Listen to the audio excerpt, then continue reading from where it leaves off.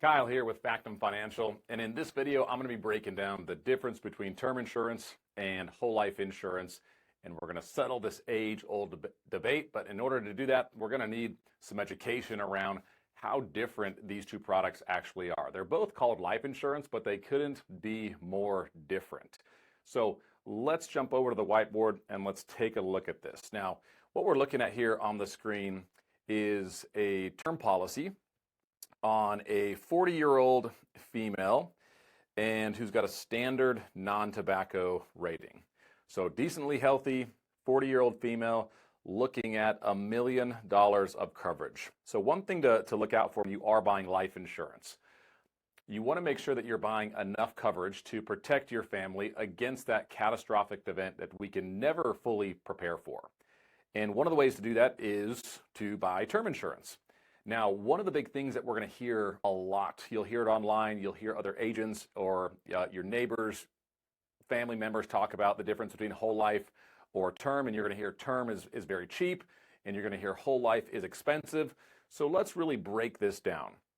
When you buy a death benefit over here on the right of $1 million, it's going to come with an annual premium. Now, when you are funding insurance, the insurance companies will give you a slight discount on the premium you're paying if you go annual. Think of it this way. If you're the business owner or the operation is the insurance company and you have to pay them 12 times a year versus once, it's less overhead expense on their side to take in one premium per year as opposed to 12.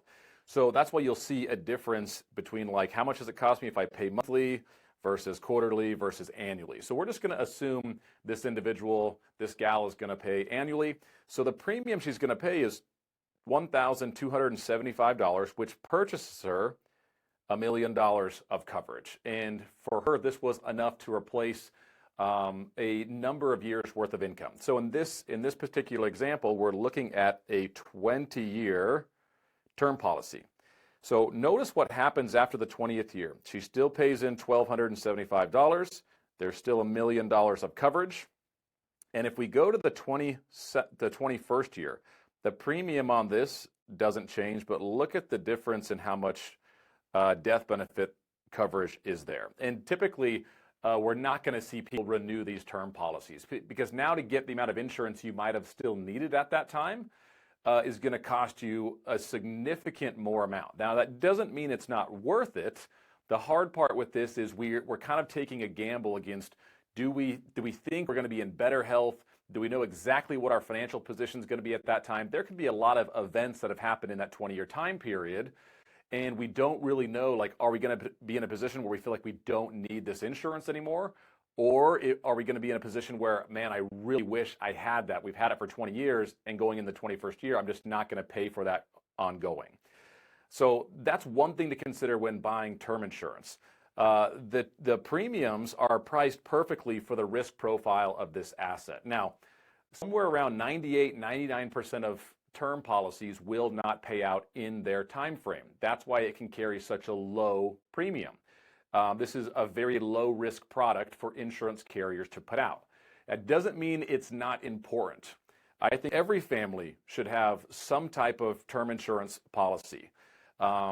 It always breaks my heart when I see the GoFundMes for individuals my age. You know, I'm 36, about to be 37, and I'm seeing people my age get cancer, pass away, car accidents, whatever it is, and a lot of times they're not carrying any type of coverage.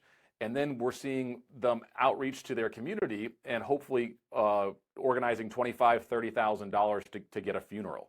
But I mean, for somewhere around $100 a month, you'll be carrying $1 million of coverage. So for me, it's like if you're in the early stages of life and the early stages of your wealth building journey, term insurance might actually be the greatest option for you. Very low premium, good coverage, for an event that we have a 100% chance of using, which is death. This is a very interesting type of insurance.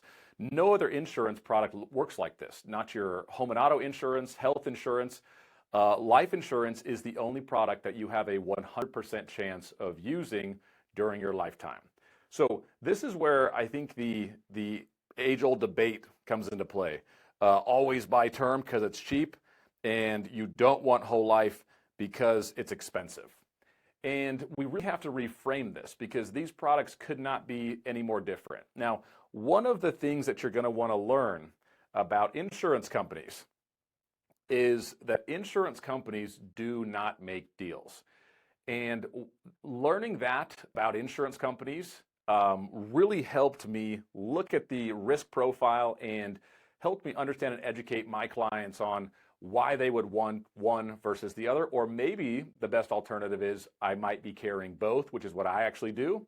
The only way for us to discover that is you have to work with an agent that's going to ask you the right questions around what are you actually trying to accomplish. Okay, so be leery of insurance agents that are just willing to sell you a product without asking what you're trying to accomplish first. So I carry term and I carry whole life, and I buy them for very different reasons. And one of the things you have to understand is insurance companies do not make deals. So it's not that term is cheap and whole life is expensive. These products are built with completely different risk profiles, and that's why they'll carry a different level of premium. So you could say term has a low premium, comparatively speaking, to whole life insurance for the same amount of death benefit coverage, but that doesn't mean it's cheap, and it doesn't mean whole life is expensive. Let's break this down further. So now let's look at a whole life policy. And we're not going to do anything fancy with this one. This is just plain Jane vanilla whole life insurance. No paid up additions riders, nothing fancy, no intricate case design, trying to achieve and help you hit your wealth building goals. This is just standard base premium whole life insurance. So we still got the same 40-year-old, standard non-tobacco, $1 million of coverage, but now look at this annual premium right here, $13,290. So let's look at this illustration. We got total net death benefit, which starts at $1 million. And then we have the premium right here, which is this total annual outlay, and that is $13,290. So right out of the gates, you're saying, well, this is like 10 times more expensive. And it's not that it's expensive. This product will be in place permanently. It never expires. So there's certain guaranteed elements in here. Your premiums will never increase. On the term side, if you want to maintain that same level of coverage going into that 21st year, you're going to now see a drastic increase in your premiums. Not because the insurance companies are trying to get you, but because that's what you signed up for. That carries the risk profile. With whole life, all that's already built into there. So I like the idea of my premiums are fixed for life, which means they can never go up, but I'm also going to see an increase in that death benefit. But something else you'll notice on this is you're going to see this column right here, this total net cash value. You see, the premiums we're paying into this policy build cash value. You could look at the cash value on your whole life policy, much like equity that you would have in a home. So maybe think about like term insurance is like renting a home. You're still paying rent to live there, but you don't build any equity or you don't have any ownership of the asset. If you buy your home, you purchase it over time as you're making those mortgage payments, you are going to build some equity inside that policy. That's one of the advantages of going to whole life. Now, you're going to see this crossover point in both of these products, and this is where you want to make sure you're getting asked the right questions from your insurance agent on what are you actually trying to accomplish. So let's go back and do some quick math on the term. So we have a term policy that we're paying $1,275 per year times 20 years. So $25,000, we'll just call that $25,000 by year 20. And now that policy most likely is going to be done. It was a 20-year term, so most of these are not going to be renewed. So $25,000 is what was paid, and after that, going into the 21st year, what do you have to show for it? Well, the answer is nothing, because you're not going to renew this policy. So $25,000 in premium, that seems cheap until this thing expires, and then it becomes 100% of those premiums were pure expense and cost. Now, that doesn't mean it wasn't worth it, because had you passed away in that time frame, that would have been one of the most efficient places you were storing some capital, saving into that policy in the form of premium. Now, if we jump over to the whole life side, if we go to year 20, let's take a look at this. Year 20 right here on the whole life, you're still paying in $13,290, and you've paid in $265,000, way more than the $25,000 on the term policy. But look at what you have. You have access to $306,000 in that policy of equity. And you have a death benefit of $1.1 million.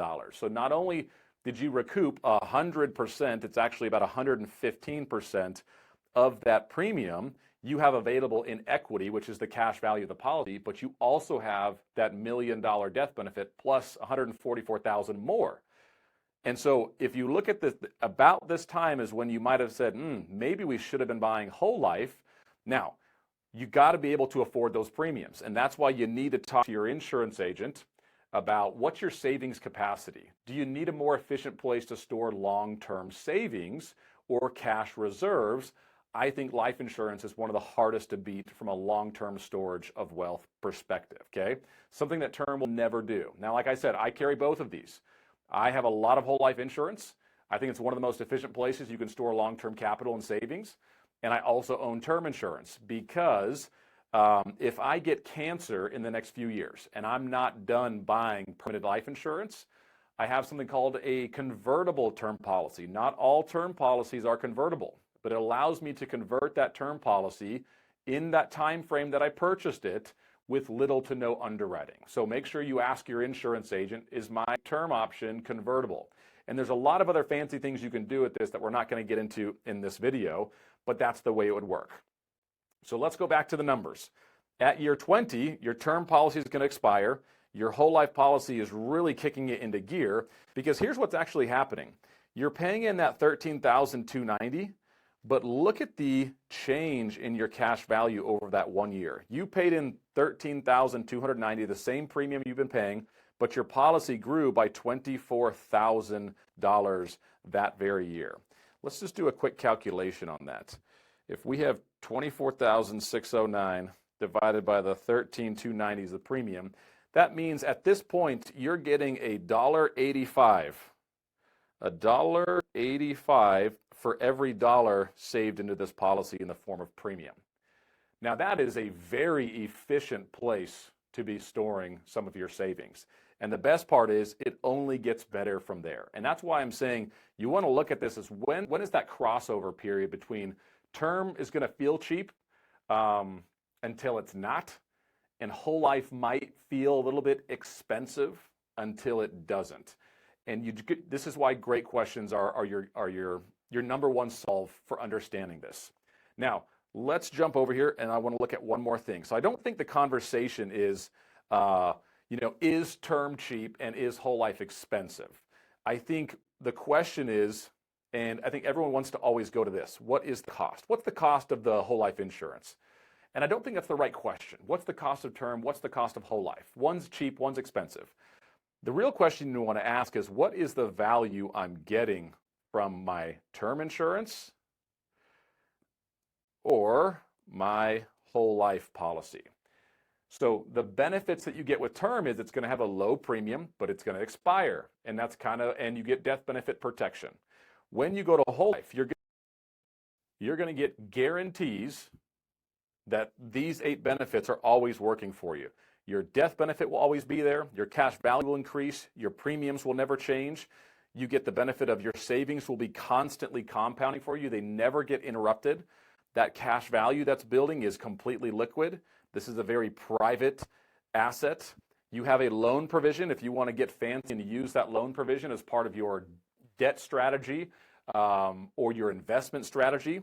You still have that death benefit like the term, except this one's going to go up every single year. Your cash values are growing every single month, which can help with, cash reserves, liquidity, helping you get through uncertain times. And the competitive yield you get on life insurance is very, very tough to beat from a liquid, safe asset. So the real question I'd be asking is, what is the value I'm getting from the type of insurance that I own? Now, if you're watching this video and you're like, I don't really know what kind of insurance I have, I don't know why I'm paying for it, and I don't have a good relationship with my agent, that to me is what's called low value spending. You're spending money on a product or an asset that you don't really understand. So you want to make sure that you're maximizing this, which is why your relationship with your agent is so great. Now we're going to look at one last thing, because whole life is meant to be in place. This is going to be a shocker, but for your whole life, it's kind of in the name of the product. You want to look at this as, if I'm going to keep living past age 60, which most of us are statistically likely to do, how much better does this asset get over time? So now if we take this same policy and we say, well, I'm probably going to live to like age 85, and I'm going to pay in the same $13,290 a premium, but now that policy grows $57,000 that year. So if we break this out again, it's going to grow $57,797 divided by that same premium, $13,290. That means there's $4.34 for every dollar I put into that. That's the growth at that time. Now I have yet to see a case scenario where that does not benefit me in the future. Life is going to carry a lot of uncertain events, and having an asset that's guaranteed, that'll get better every year, and that's going to have an increasing death benefit that I can use as part of my estate plan, all of these things I see as advantages. Now, at this time, you have paid in almost $600,000 of premium, but you have access in equity to $1.3 million. And so I think at a certain time, you're actually going to have this script flipped in your head. And this will be the cheapest insurance you ever own, is whole life insurance, but you got to hold it long enough. It's not called 3 to 5 year life insurance. So if you're going to buy life insurance, specifically whole life, and cancel it in the first 3 to 5 years, term was probably a much, much better option for you.